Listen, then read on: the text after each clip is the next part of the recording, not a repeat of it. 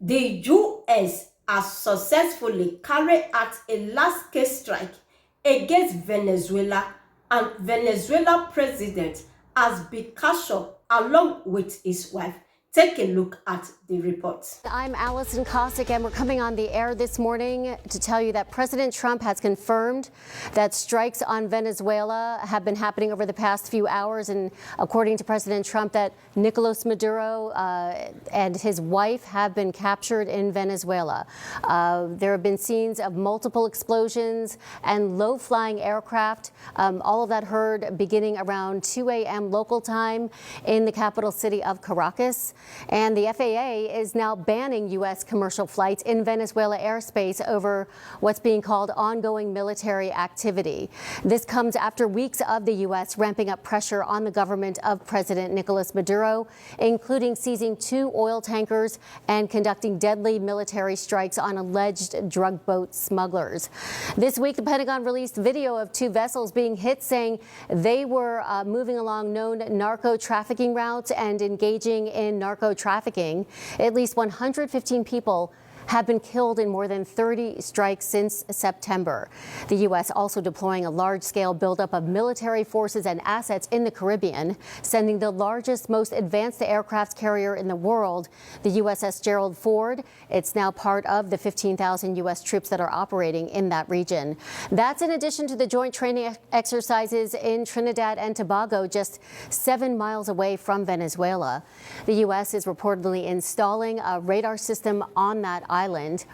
In recent weeks, President Trump declaring that Venezuelan airspace should be considered closed in its entirety. Venezuela authorities denouncing that as a colonialist threat that seeks to affect the sovereignty of its airspace. The FAA warned major airlines about a potentially hazardous situation in the skies over Venezuela, citing worsening security and heightened military activity that could threaten aircraft at all altitudes. That prompted 6 international carriers to suspend flights to the capital city of Caracas. And the U.S. recently added Maduro and his government to the State Department's list of the world's most dangerous terrorist organizations. In a pre-taped interview this week, Maduro accused the U.S. of mounting a months-long pressure campaign to force a regime change and to gain access to vast oil reserves. Maduro has also denied having any ties to the drug trade, accusing the U.S.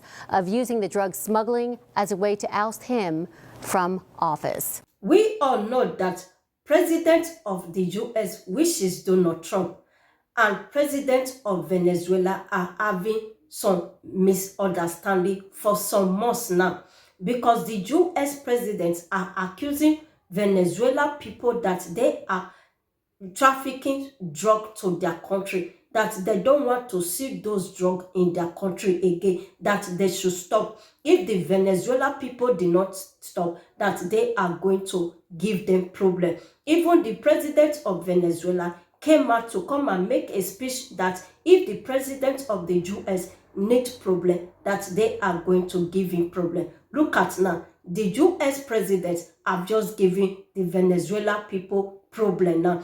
And even wrote it on his social media handle, saying that they just captured Venezuela president and his wife. He still went further to say that they evil strike Venezuela. That is what you are seeing on the screen. Well, my dear brothers and sisters, nobody knows where this thing is leading to. So we are going to be giving you updates about this matter. Anything you think about this video, do not forget to leave it in the comment below, and not forget to give me thumbs up, and not forget to share this video, give your friends and family. If you are not subscribed to this channel, subscribe. As you do that, thank you and God bless you, and I will see you in my next video.